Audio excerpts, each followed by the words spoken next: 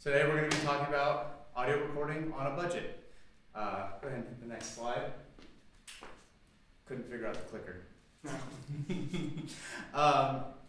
So how did I get started with audio recording?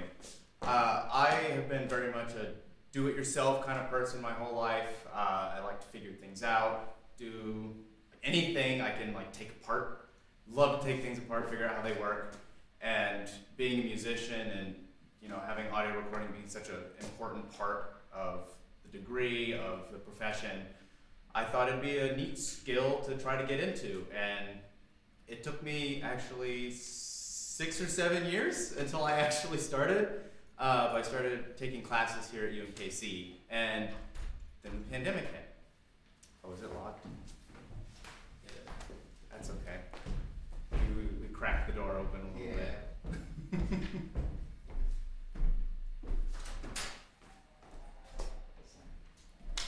How's it going? So it said PAC 122, and that was non-existence. Oh, interesting. Neither of those are correct.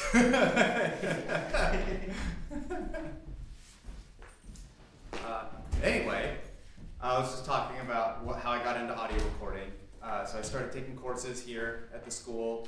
Super interesting. There is so much information to go over, and I tried to boil all of it down to just what you need to be able to get some equipment and get a recording. There's textbooks and everything. But shortly after I took that class, COVID hit, and I kind of just jumped in. I bought a microphone, I bought an interface, I recorded a recital in my bedroom to meet the degree requirements, and then from there the rest was history. Just slowly bought more gear, offered to record for people, and here we are. So what is the point of this presentation? It's to help people learn the skills that they need, just that they need, to record with a phone, or if they have some money to throw around, they can invest in a little bit of equipment to help elevate their audio recording and their own skills in the meantime. So like I said before, the goal is to just boil everything down to what you need. And without further ado, moving on to the next slide. Cool. So keywords to go over before we start getting into things. There's only 4, and there's not a test at the end, so you don't have to worry about that. So gain is the first one.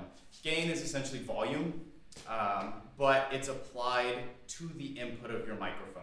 So once the gain is in there and you've recorded it, that's it. You can't undo it. So you have to make sure when you are setting your gain that you have it set at the right levels so it's not clipping. Unless you want it to clip. A lot of pop music and stuff really likes distortion, and they kind of clip out their audio signals to get that distortion. But for most classical performances, we don't want that clipping, and we usually want to peak out around -6 dB, which gets us on to the next one. dB, or decibel, is the unit of measure for audio recording. And as you can see on this picture on the left, whatever this is, I have 4 meters in there. That was one of my projects that I was working on. And up at the top, you see 0. So that is the loudest a signal can be. If you go above that, that's when we get into clipping and distortion territory. Down at the bottom, it should have a little minus, but it's -60 dB. And that one can change. Sometimes it's -60, -56, but that is the bottom end. Usually you won't see the bars down that low unless the room is completely silent.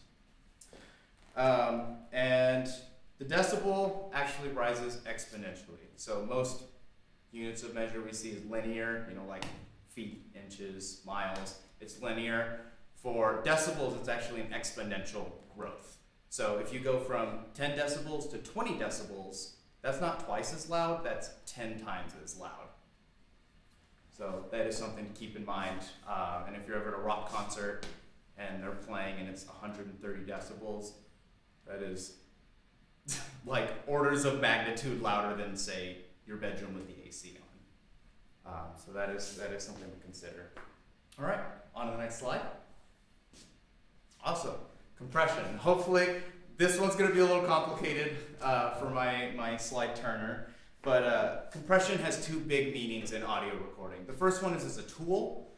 We use it in editing all the time. This is what we use to essentially compress down the highest and lowest volumes and then move it all up so it's all at a nice audible range so you can listen to it in your car, on your phone, with nice headphones, and it'll work and you can actually hear everything.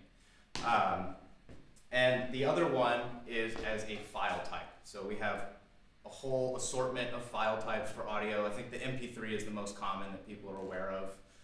In the audio recording business, the WAV file is the standard. That is completely unprocessed, uncompressed. That is just raw audio data. And those files are huge. You can see up here, the WAV file is 64.7 megabytes for about a 7-minute piece. And when we compress it down, the high quality MP3 is about 25% of a WAV file. So 75% of that audio data gets removed. And then onto the low quality, which is on the bottom left here, that low quality MP3 is about 5 megabytes, which is about 5% of a WAV file. So lots of audio data gets removed for MP3s through compression algorithms that you have in your DAW when you render them. So I wanted to do a live demonstration of this, but I can't install Reaper on the computer. So instead, I just have pre-recorded audio. So we'll get little snippets. They're about 16 seconds. Can we start with the WAV file?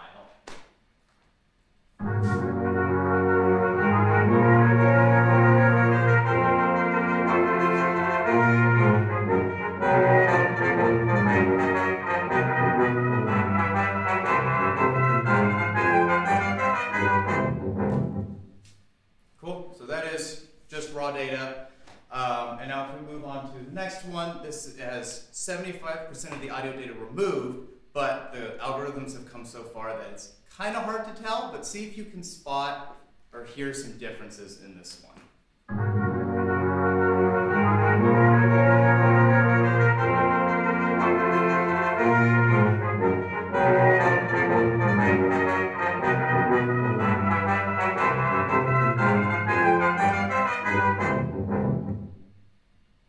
Pretty subtle difference. So those are pretty good. That one was rendered at 320 kilobytes per second, which is at the top end of MP3. They can go all the way down to, I think 96 is the minimum that most people use. And we're gonna skip the WAV to high quality. So what I did is, it's kind of a neat little thing. You can take two audio signals, and if you flip one of them, it cancels out any data that was similar to.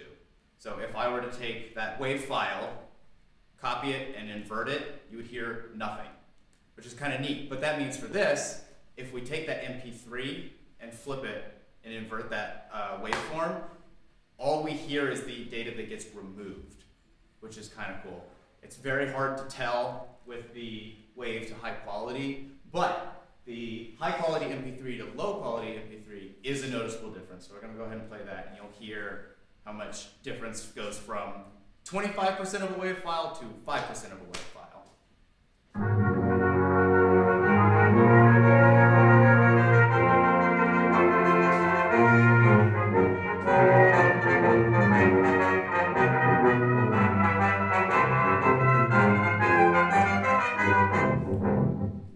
So you can still clearly hear just about everything that's going on. And that's only 20% of the audio data. Normally, at least on my speakers at home, it was very noticeably thinner sound. But for the WAV to high quality, honestly, I couldn't even hear a difference between it. So it's kind of a neat thing, and it's nice for when you want to share audio files with your friends. MP3s are a great way to do that because they don't take up a ton of space. Cool, and then on to the last keyword for today is phantom power. Some microphones require additional power to work, some don't.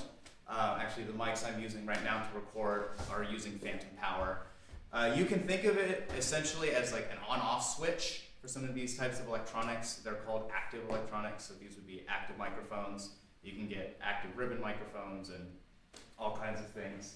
Actually, this little device here, the Cloud Lifter, this is another active piece of audio gear. This is used to boost the signal for ribbon mics because they tend to be pretty quiet, and we'll get to that later. But phantom power essentially acts as a power supply for these things, and way back in the old days, they actually had separate power supplies to power these kinds of devices. And I don't remember who came up with the idea for phantom power, but it's powered through the audio cables that are plugged into the mic, which is super cool. There's no power supply, which is why it's called phantom power, because there's no power supply for you to see. So that's kind of a fun little piece of trivia there. All right, and moving on.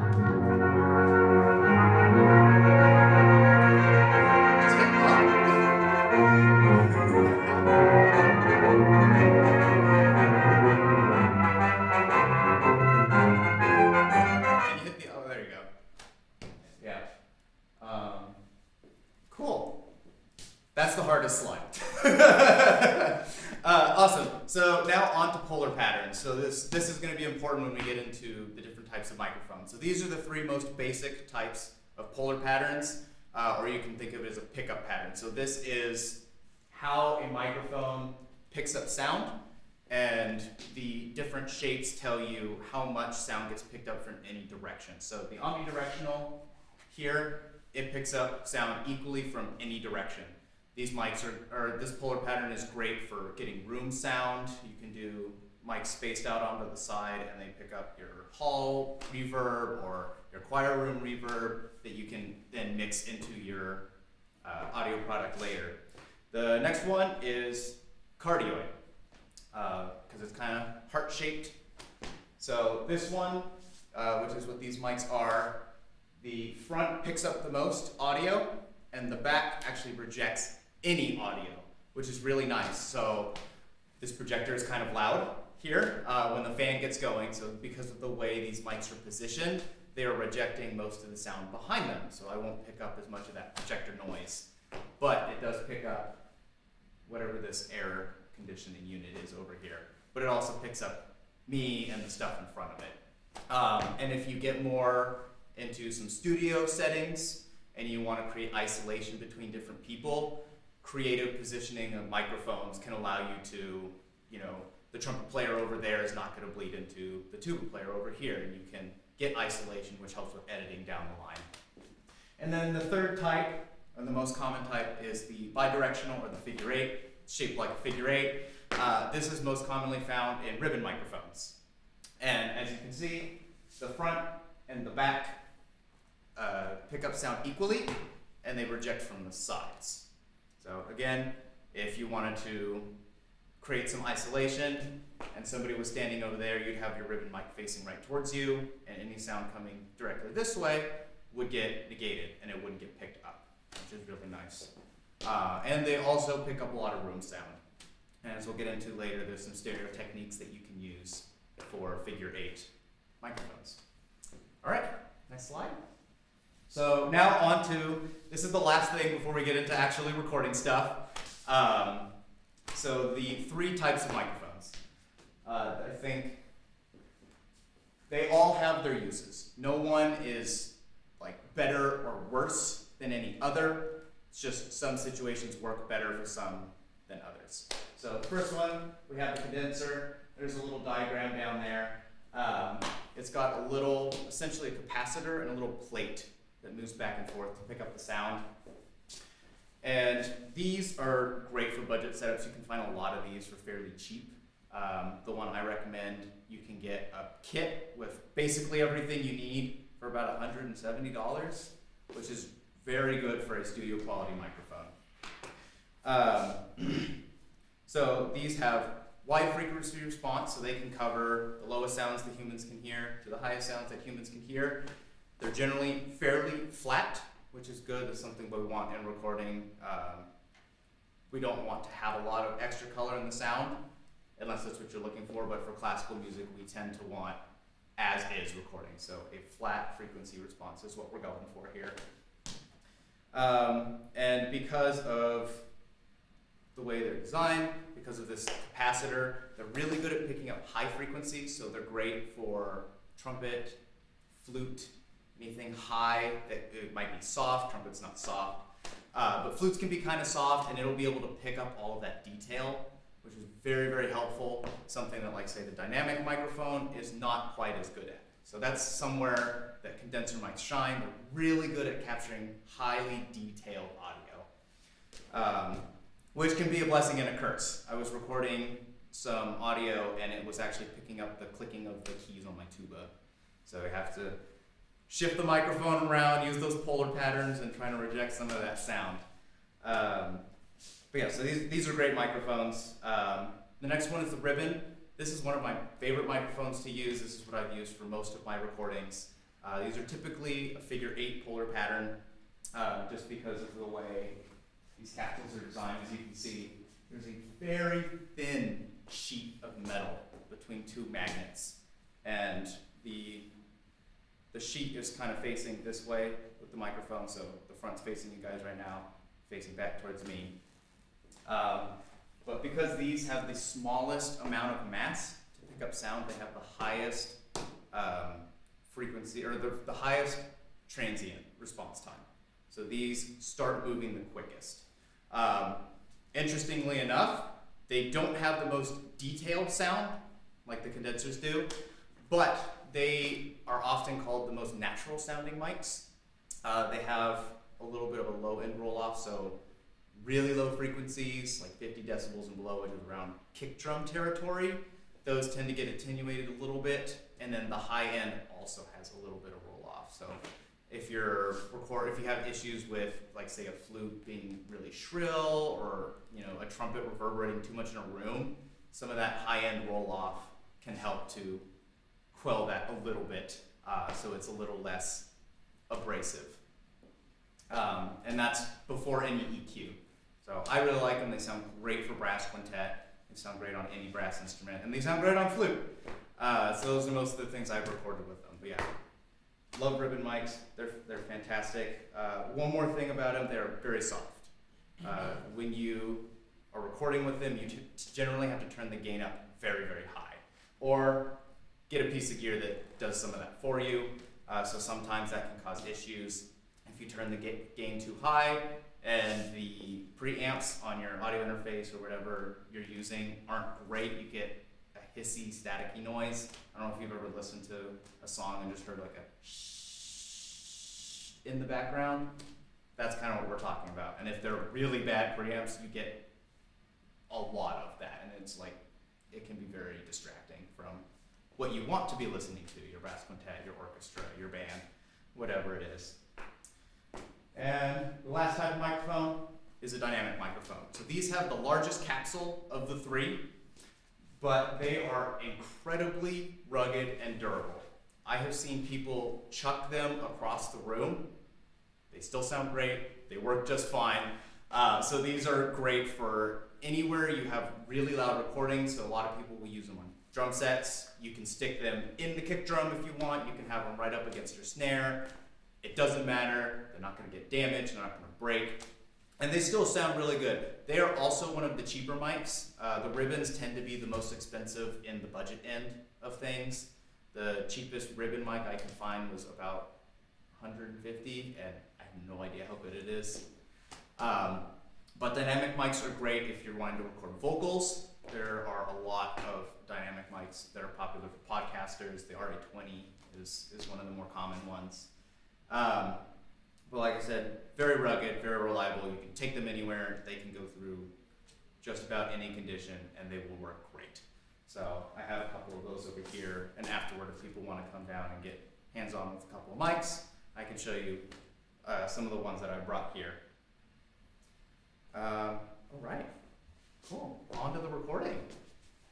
So the first and the cheapest tier for audio recording is your cell phone. There's probably one in your pocket, which is great. So we always have them. They're readily available. They're super easy to set up. There are some issues. Compression is built into them, and they have an auto gain function because they're mostly designed for video, for people talking And so if you're really far away or you're talking really soft, it automatically adjusts the gain to have your voice or whatever source be at a listenable level. That's an issue though, for especially classical musicians where we have very extreme changes in dynamics. This will often cause clipping and distortion because it can't adjust fast enough when we say do a sudden crescendo, or if we do a subito piano or something, sometimes the sound just goes away because we were doing something loud before, it doesn't have time to adjust, and so you end up losing some of that audio quality. Yeah, so phones have been around for a while. They have tons of apps. There's an app for everything, and there's probably 10 or 20 different recording apps that you can get into. I didn't do a lot of research into them because there's just so many free apps. But if you need a free audio app besides the voice memos or the camera app that come with the phone, there are plenty for you to look at. And even the voice memos, they have some basic editing functions. If you want to trim the audio or do some just like minor tweaking, they can do that just fine. If you want a little bit more, check the App Store. There's probably tons of options for you to look through and play around with. And I'm sure there's some paid options as well. Oh, and if you want to put video with it, it's right there. Use your camera app. No extra anything that you have to do for that. Cool. All right. Next. All right. So, some tips to be thinking about if you're recording with your cell phone. Turn on Do Not Disturb or airplane mode. The last thing you want is to have the best take ever and then somebody calls you or texts you and then your phone goes off buzzing and that gets picked up on the recording. So just save yourself the trouble, put it on airplane mode, put it on Do Not Disturb, and then turn it back on when you're done. The next thing that's super helpful, lossless audio. So we talked about compression, right? MP3s are very compressed audio files. Lossless audio files are just a step below WAV files. So they have some data removed, but it doesn't really affect the audio quality. I have no idea how it works. And if you do that inverting trick that I did to show you the compression, it's silent, which means there's no data missing. So I don't know how they do it, but that you can switch to that file type. It depends. It's different how you do it on Android versus iPhone. On the iPhone, you can go into your voice memos and just pick lossless quality over compression or compressed. On Android, I don't know how to do it on an Android phone, but it's probably similarly, you just pick an option and that will already boost the quality of your audio. All right, and then placement. And thankfully, placement is something that's going to apply to this setup and every setup after this. They're more like guidelines, like the pirate code. But it's a guideline, it's a nice starting place for you to see how things are going to sound. It's generally a good placement, works well in most spaces, as long as it's set up like this, or you're recording an ensemble. If you're in a studio recording, it's going to be a little different. But for a setup like this, or for most classical concerts, this is what you want to do. You want to have your phone away from you. A lot of people will put it on their stand right in front of them, or like pretty close by. The farther away we can get the phone, the less that auto gain is going to be an issue, the less that compression is going to creep in and kind of degrade some of our audio quality with clipping and distortion. But also, it tends to get a better balance from your group, assuming you're recording a group. So for brass quintet, you have 5 members, you want the phone generally 10 to 15 feet away. And for those of you who can see, about here to that mic stand is pretty good. You can go a little bit farther if you want, if it's a bigger room, depending on how much room sound you want. So that's also something you get. You get a little bit more room sound the farther away the phone is from you. And on top of that, check where the microphone is on your phone. It's not always where you'd expect. For mine, I did have to look it up. There's one on the front, and then actually one of the grills on the bottom. It's also a microphone, which is kind of interesting. So knowing that is important because you want to face that microphone, capsule directly towards whatever you're trying to capture. Otherwise, like we talked about with the polar patterns, you can get some audio rejection, it lowers the quality, it's not going to sound quite as good as it could. So know where the microphone is on your phone if you're going to use it, and then use that to your advantage. Get that pointed right towards your source, it'll pick up, it'll be nice, and it'll be okay. Cell phones work good enough if you're doing just like an easy audition, a school assignment, anything like that, phone's great. You don't really need to spend any money on anything above that. All right.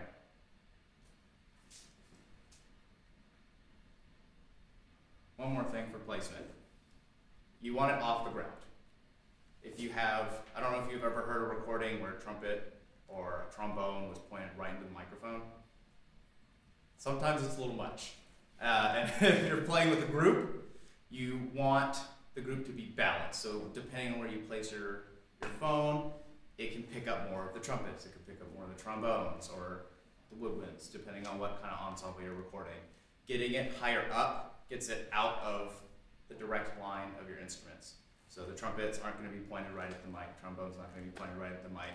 So you get the reverberations of the room and that blend that people are hearing instead of the blend plus a trumpet player, or the blend plus the trombone player pointing right towards it. So it just helps get a more natural balance to what people are used to, or to what the musicians are used to and going for in their performance. And then if you decide that you want to spend some money, I found 4 options. These are all Zoom mic capsules, so we'll get to the Zoom actually later, but Zoom makes some handy recorders with detachable capsules, and they sell those same exact capsules for the phone. So it's the same capsule they sell for like the H6, the H5, which are very, very nice recording devices, and you can just plug it into your phone and use those same mics. So for $100, which is pretty cheap for audio gear, you can get a big boost in quality. They have 2 options, at least that I could find. You have XY, so you get a stereo recording, which is already an upgrade from the mono recording that cell phones already have. So you get stereo recording, it makes a larger soundstage, and it just tends to, it makes things shimmer a little more, it just sounds better to have a stereo recording. So they have XY and they have MS, and we'll get into those setups a little later, but those are options for the iPhone. For the Android, the AM7 is that same MS. It's this black one over here. They're all great stereo setups, they all sound fantastic. And then the last one is the Rode Video Mic. That one doesn't have any gain adjustment on it.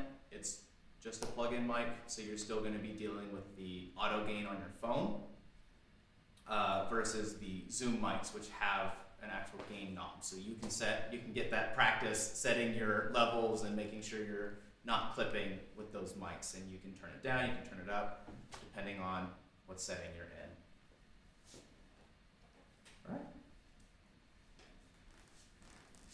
All right, so we have some audio. Hopefully it comes through.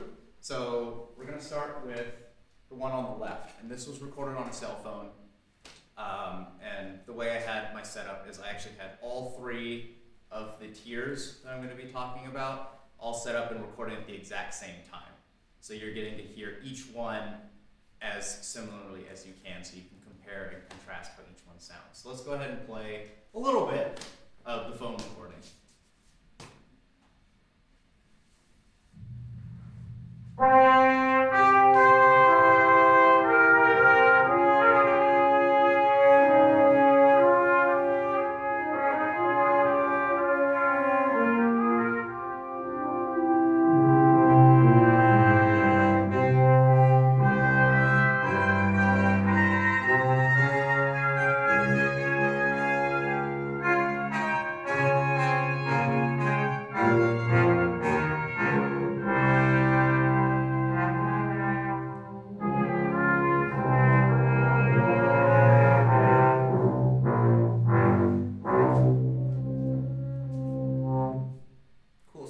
Snippet, and what I was noticing is these speakers actually have a lot of bass, so it covers up some of it. But some of the like lower mid frequencies kind of get lost. So the trombone sounds kind of nasally. The tuba sounds kind of aggressive because some of the middle range stuff is just not there. And sometimes the trumpets can get a little too bright because those lower frequencies just aren't there to balance that out. We didn't really have the auto gain issue in this bit. There is a spot later on where it causes a little bit of an issue, but mostly okay here. The compression didn't do anything super crazy and sounds pretty good, right? Yeah, but like that's acceptable. If that's all you can afford, that's a good recording. And like I was talking about, it was about 10, 15 feet away. It was up about maybe 7 feet off the ground. I had it on this little mic stand over here. I actually didn't have the microphone pointed towards the ensemble, so that was a little oopsie on my part. I forgot to check before I did that recording. But it still worked out pretty good. It would probably sound a little better, but these are very minor differences that you'd be hearing from having your microphone facing right towards the audio source or off to the side a little bit. And let's see if we can hear a little bit of a difference. So we're going to play the next audio. This one is on the mid-tier setup, so it's a professional grade microphone, just one. So it's still in mono like the phone, but it doesn't have auto gain, it doesn't have compression added to it. I did edit it a little bit just to bring the volume up so it matched what the phone did, but other than that, it is unedited.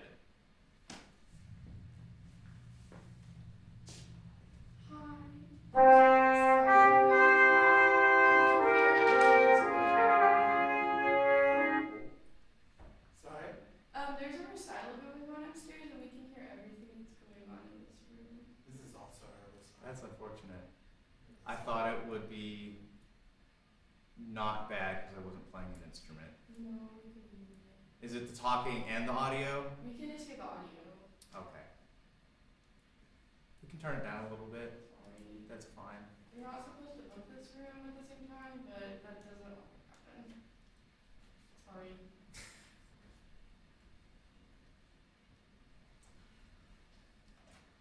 Okay. Well, hopefully that'll be okay.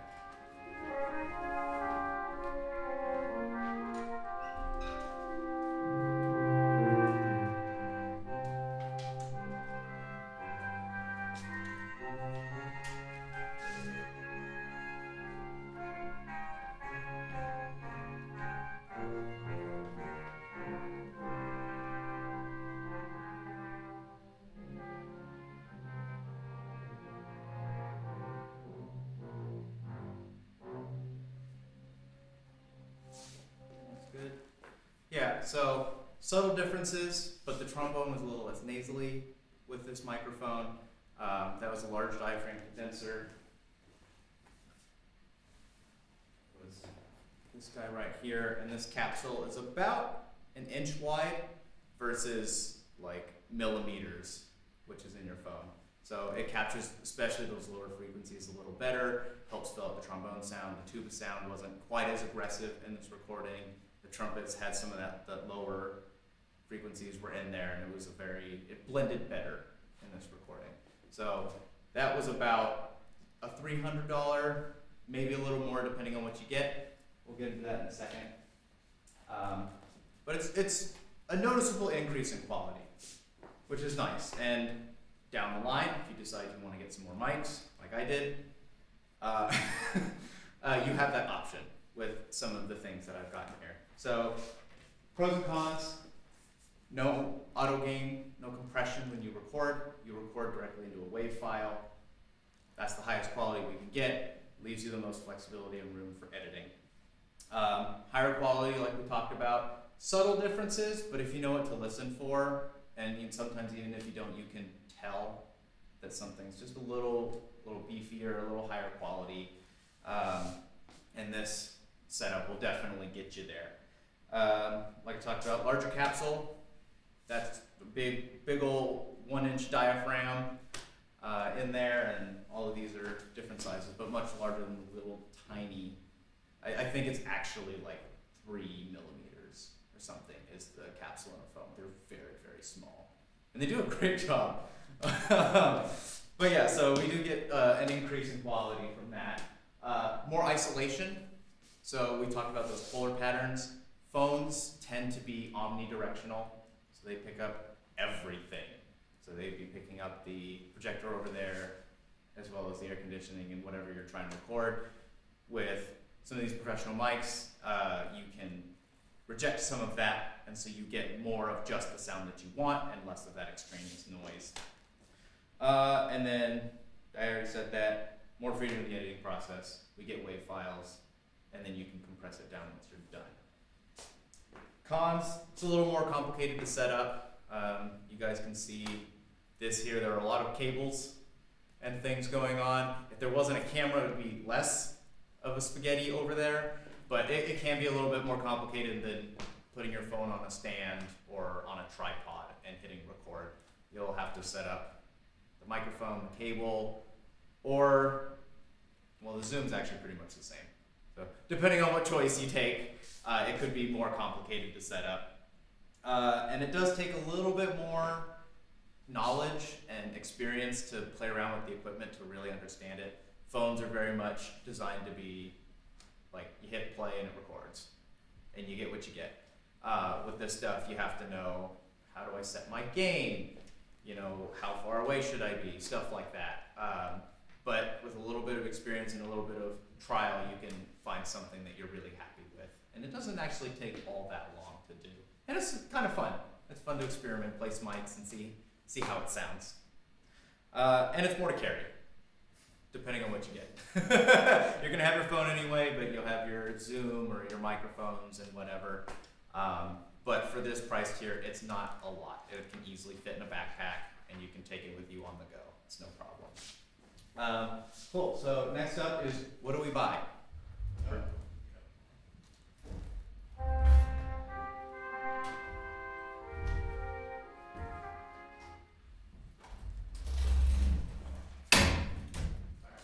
All right, so what do we buy? So I found 2 options around $300. It's about 50 below, 50 above, and some stuff right in the middle. So honestly, I thought this was the most attractive option, and if I went back to do it again, this is probably how I would start.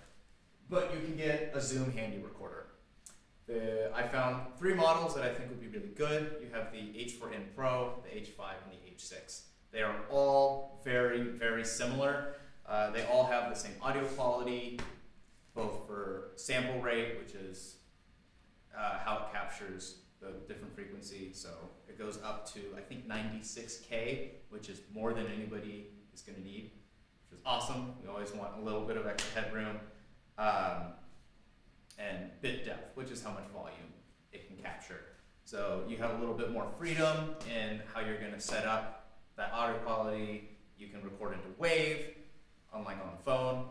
And it's all housed in one device. The H4n Pro doesn't have a picture. It's later, but the capsule is attached to it, so you cannot remove the capsule. That one's about $250, so that capsule is forever on there. It has 2 XLR inputs, so if you want to buy external microphones down the road, you have that option. You can plug them in. It works as an audio interface, which is super nice. It's portable. It's easy to move. What more could you want? The H5 has a removable capsule, so we were talking about for the phones, they have an XY and an MS capsule. You can swap all those capsules out, or they actually have a capsule for 2 more XLR inputs. So with the H5, you can have up to 4 XLR inputs, which is plenty if you need to record a band, like a large orchestra, a large wind band. 4 mics is enough to get a good recording. You can obviously have as many mics as you want, but on a budget, 4 is probably even more than you need. And then the H6, it has a fancy screen. And it comes with 4 XLR inputs built in. That one's $350. So depending on what you're looking for, the H5 H4n Pro might be enough. If you're just gonna record yourself for an audition, that's plenty. And if you want to upgrade down the road, you have that option. If you want 4 XLR inputs, you can get the H5 and get that little attachment. And the H6 is nice and has a nice screen for $350, but from what I could tell, it wasn't that big of a difference. So I would probably go for the H4n Pro or the H5. And then the other option, which is the more gear and the more complicated to set up, is getting an audio interface and a microphone. This is more akin to what you would see in a studio. For studio recordings, this is the kind of gear and the kind of skills that you want to be using, learning how to do the gain knobs. You're recording into a DAW on your laptop or desktop or whatever it is. That's more like the studio experience. So there's 2 options for audio interfaces that I like. So there's the Scarlett 2i2. It has 2 inputs, or 2 XLR inputs. The preamps are pretty good on that, so if you have to turn the gain way up, you're not going to get as much of that noise in the signal. It's going to be more of a clean sound farther. That one's about 170. It's kind of a lot. And then there's the Behringer Euphoria, which is what I'm using right here. It's also good. It's significantly cheaper. The preamps aren't quite as good. Around halfway up, you start to get some noise in the signal. But if you are really trying to save and you can't quite afford the Scarlett, it is a great interface. It works. I've had it for 4 years now, and it has been all over the place. It's been through some stuff. It works great. It's very reliable. I haven't had an issue with it. So that is a great option for you. And then the microphone that I found that I thought would work the best is the AT2035. It's a condenser mic. It's a large diaphragm, like the one I showed you before. Great for capturing low frequencies, great for capturing high frequencies. It's going to be very detailed, and you don't need any extra gear other than the interface to make it work. It'll sound great. You can do what you need with the gain on the interface, and you're good to go. So those are 2 options for you. You can go either way. I personally would go with the Zoom. If I were to do it again, it's just a little easier to deal with and less stuff to carry. So, yeah. All right, moving on. So, again, thoughts on how to set up with this equipment. For the Zoom, it's the same as the phone. 10, 15 feet away, 10 to 15 feet off the ground. Make sure the mics are pointing toward your sound source, all that good stuff. But for actually setting gain, so we got our gain knobs, and the Zooms have those as well. You want the loudest sound to peak around -6. And pro tip, when you sound check musicians, they never play as loud in the sound check as they do in the performance, which is why we leave a little bit of headroom for when musicians get excited and play a little louder. But generally, the decibels should be around -12 for the most part, and then the peaks are around -6. If it goes a little over, it's okay, as long as it doesn't get above 0. That's when we start to run into distortion. I think that's everything. Oh yeah, experiment, just like with the phone.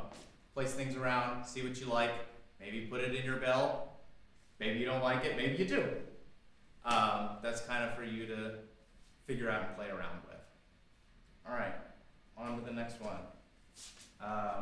So this is the high end. This number was totally arbitrary. And a lot of the options I picked are well under, some of them are at, but this is kind of the upgrade path from what the last one is. So if you want to upgrade from a handy recorder or an audio interface, we're going to talk about the gear there. We're going to go ahead and play the recording. It's going to be a little soft, but you should be able to hear the stereo imaging. It's going to sound like a larger sound stage. You can hear a little bit more of the room in this recording. Let's go ahead and play that.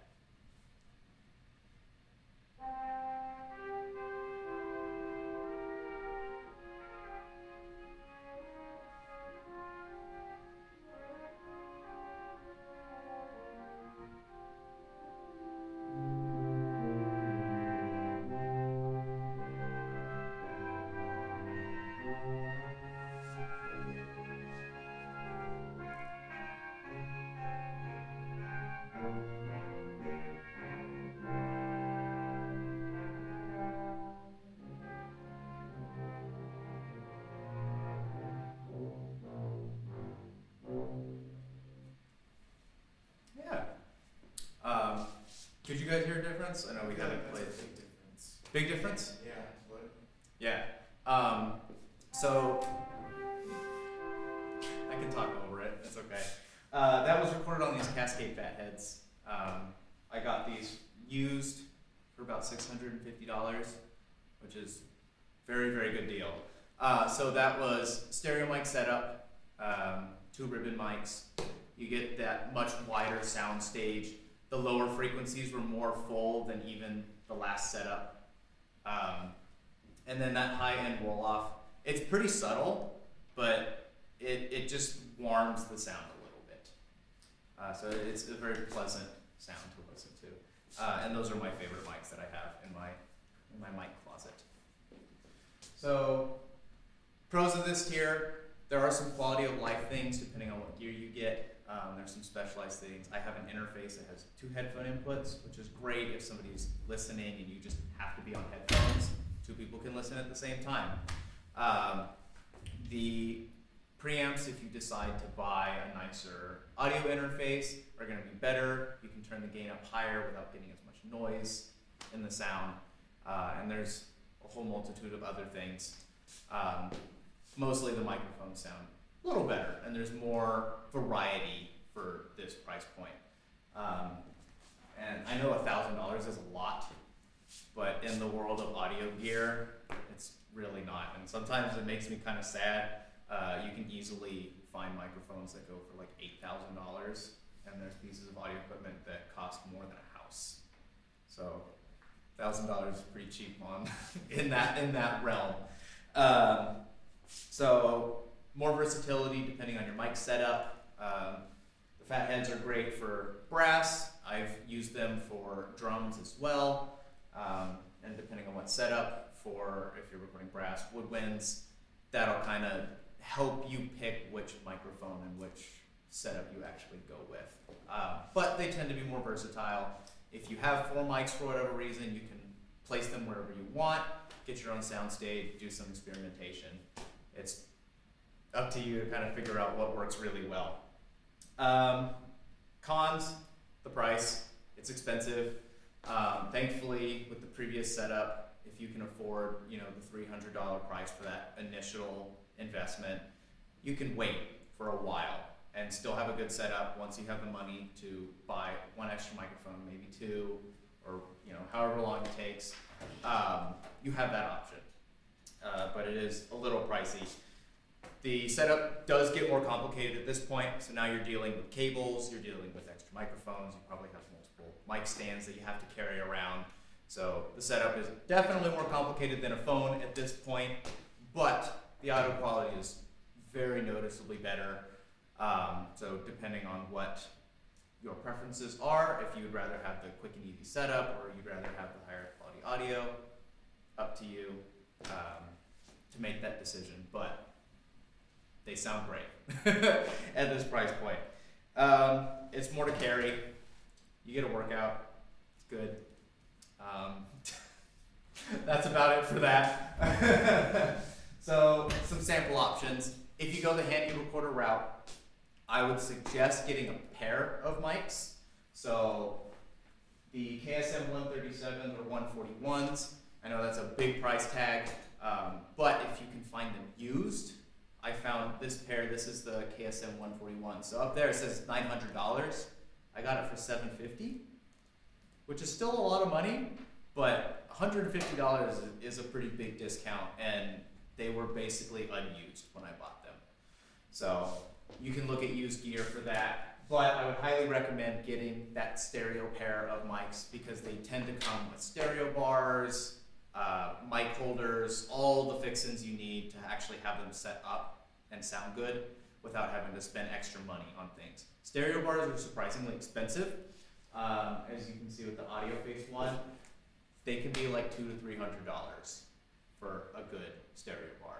So if you get a pair of mics, they tend to come with it. It's a nice little bonus. It's a good deal at that price point. You can get, so that top one is for XY or ORTF. We'll get to that on the next slide. there's some stereo mic techniques that we're going to talk about. The second option down here, an AT4040 with the Golden Age Project R1. That's what we would do for MS. So we have a cardioid mic and a ribbon mic. And that one's pretty cheap. That totals to about $400 or $500 for those two mics, which is not bad. And then if you did the audio interface, you can get another $20, $35. Having those two matched condensers will be good. That way, if we do an XY or something like that, you don't have your left channel sounding super detailed with nice, bright, high frequencies, and then on the right ear, the lows are really big and heavy, and there's like no high end. That'd be a little strange. So if we're gonna do a stereo miking technique, we tend to want to have the same mic for both our left and right channels. Yeah, so there's that Golden Age ribbon mic again. I don't know how well it sounds. I don't have one, but that's a pretty good price point for a ribbon mic, and it's an active ribbon mic. So we talked about how ribbon mics are really quiet. Active ribbon mics, you can use your phantom power. Will boost the signal without any extra equipment. You don't have to go buy a little blue box like I do for mine. So that's very nice, especially at a price point of $180. That is a great deal.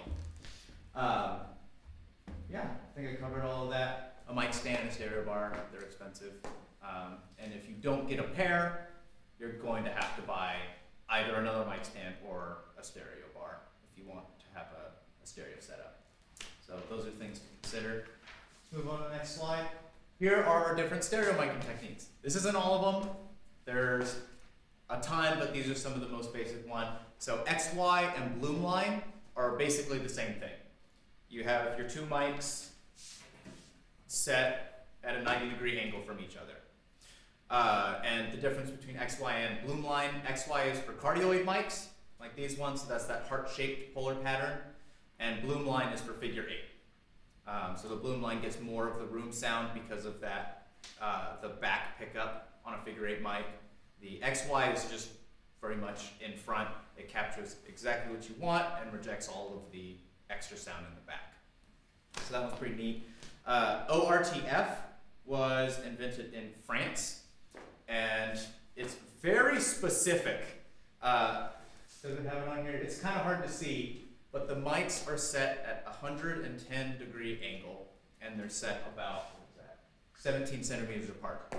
So the person who designed this technique went, you know, our ears are facing at about 110-degree angle, and they're about 17 centimeters apart. So the idea behind this setup is it's the most akin to how our ears are set up. So it captures the same angle, they're the same distance, and theoretically, that's the most natural sound that we're used to hearing. And you don't have to use it.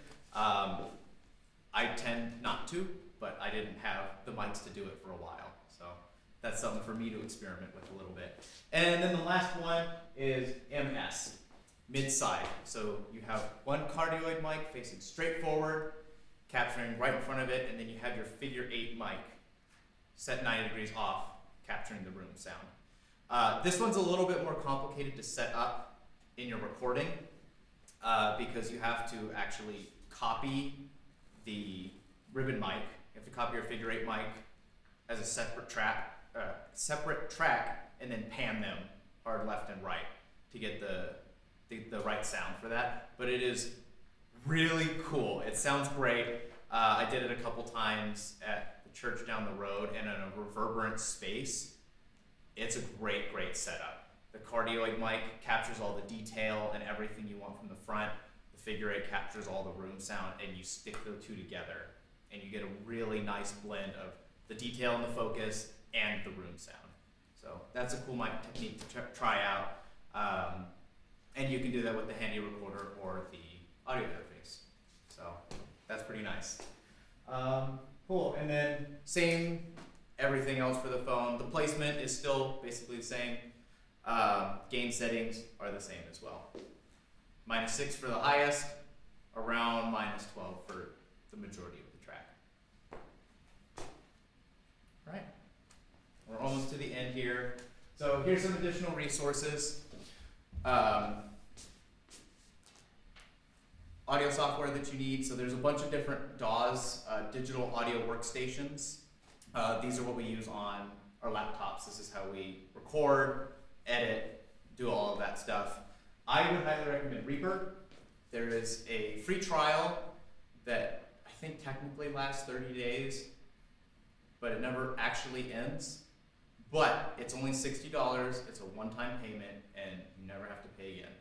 So it's very cheap. It works just as well as a Pro Tools, a Logic, any of these like really high-end DAWs.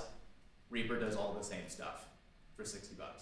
So if you have a little bit of money and you're interested in doing some audio editing and you want to have that versatility, that's a great option. GarageBand is free. That's on Mac. I think Windows has like audio editor. I don't remember what it's called, but there's free programs with Windows and Mac that you can use, and they're good. If you don't have the money for software, you can get away with using your GarageBand or your audio editor, just the free thing. Those are fine. And then Pro Tools and Logic are the big fancy ones. Logic is only on Mac. Pro Tools you can use on Windows or Mac. It's up to you. But those get very expensive. Pro Tools has a monthly subscription. The student pricing is about $10 a month. Not terrible, but that adds up pretty quick. And if you want the really fancy one, it's $75 a month. So, not the best option. I would personally recommend Reaper, or you can use GarageBand. That works great too. Cool. Where to buy your gear? These are my go-to websites. Sweetwater is an audio website. They sell audio gear. That's like their main thing. They have experienced technicians and salespeople to help you out. You can call them up on the phone. They will ask what's going on, ask what you need, talk you through, whatever your situation is, and help you find what's going to work best for you. So if you don't like any of the suggestions that I had today, you can totally go there and talk to one of their salespeople and see what they say and see what they give you. Reverb is where I go for my used gear. That is a great place. I got these microphones used from them. I got these Cascade Fat Heads used from them. I got my Cloud Lifter from them. It's a great place. They're pretty reputable. They have buyer protections. If something's broken, you can send it back. It's no problem. But I haven't had any issues. So Reverb's a great site. They also sell brand new things, so you can also check that. And if you're in the market for guitars or anything like that, they have instruments as well. And then Amazon and eBay, they kind of speak for themselves. Cool, so used gear. Used gear is a great way to go. You can save a lot of money. Just have some healthy skepticism. If it seems too good to be true, it probably is. Probably shouldn't buy it. But if you see, like these microphones were $150 off. That's pretty reasonable. I haven't had any issues. They were a little sticky when I got them, but that's not too bad. These mics, I had this issue when I got it. They didn't tell me. That's not major. The mics work great, but the shock mount is a little damaged. So that was kind of a bummer, but it was $200 off. So, you know that you're taking a risk, but the value might be worth that risk, and this one isn't too bad to deal with. So those are all good things to be thinking about for used gear. And B-stock and open box items, they probably haven't been used. Just open the box, send it back. So odds are that's probably going to be a good piece of equipment, and they're going to be marked down a fair amount. So that's a good thing to look for. B-stock tends to be like cosmetically damaged, but functions just fine. So if you don't care that your audio interface is perfect and shiny with no nicks, maybe you can save $1 or $2 or $100 for something that might be slightly cosmetically damaged. And then if for whatever reason you want to get into audio and video, if you want to do live streaming and put things together, there's some websites there that you can look at, or not websites, some software that you can look at. There are free options, there are paid options. The Adobe stuff is monthly payments. From what I can tell, Final Cut is just pay once, so that's nice. Mac has all the pay once things. It's kind of jealous. And then you have your free software, so you have your video editor or your Apple iMovie. Those work great for basic functionality. If you're going to do anything more involved than like splicing things together, maybe consider upgrading and paying for some programs. All right.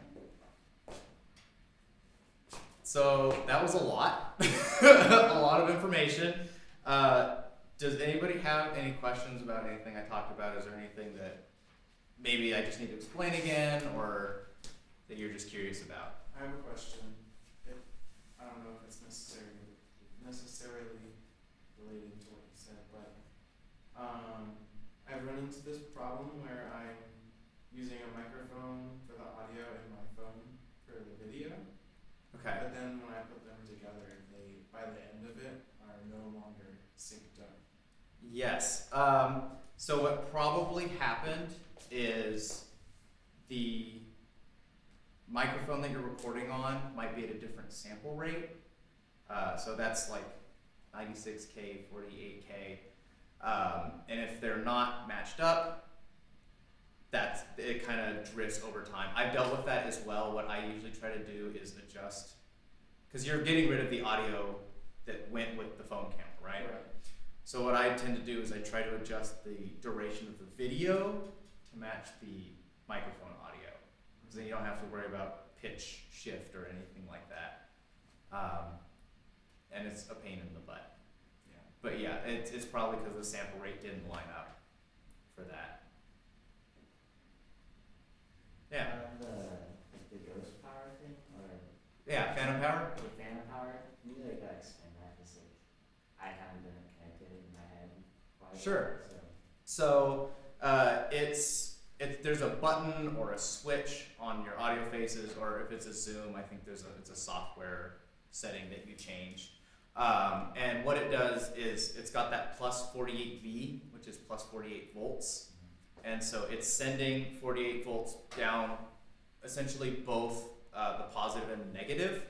So your input isn't going to like change because the voltage is the same on both sides, but it is powering the microphone with that extra voltage. So the button or the switch turns that on or off. So it's just kind of like more so directing energy. Yeah. Okay. Yeah, and for the Zoom, that is something to consider. It does drain your battery life a little faster if you're on a battery-powered device. So something to consider. If you have a Zoom, keep an eye on the battery while you're doing a recording session. Any other questions? I guess, for like the H4n Pro, what's like the price on those reviews, or what have you seen? I didn't look at it used. I think that's an older model, but you can probably find them for, my guess is like 150 to 200 depending on the quality. You probably want to go for one that's in better condition. So maybe like 200 can probably get you one that's like mint condition or in really nice condition, and that's still a 20% discount. So, and what I noticed is the cheaper the audio gear is to start with, like I looked up the Behringer audio interface used, it's like $88 to $90. So you're saving $10 to $12. It doesn't make as big of a difference. The more expensive the gear, the bigger a discount you can get on it. I've heard that ribbon mics are like super fragile. If you're recording something too loud with them, it can like break the ribbon. What's too loud for a ribbon microphone? So it could be volume related. I think the bigger thing you have to worry about is like it's gusts of air or puffs of air. If you put them next to a kick drum, for instance, that has a hole in one of the heads, there's a ton of air moving out of there, and that air can break the ribbon because it is so thin. A lot of ribbon mics, they've been developing to try to mitigate that as much as they can. Like it used to be, you didn't want to use ribbon mics anywhere near a drum set because it could bust the ribbon. I can use these fat heads not right up next to it. I don't feel comfortable with that. I could probably get away with it, but like you can have them pretty close and it's fine for most modern ribbon microphones. But yeah, any puffs of air if you're outside on a really windy day, that is definitely a consideration to have if you have a ribbon mic.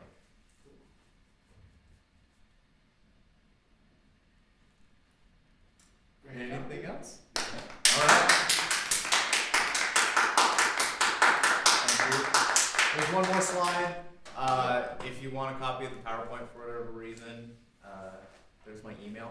You can shoot me an email. I can send you the PowerPoint slide if you want any of that information, or if you want the gear recommendations from it, I can send that to you. And if the sheet that I printed out is too hard to read for some of the things, mostly the pictures, I can send you a PDF that has color on it and is much easier to see. Yay, tuba.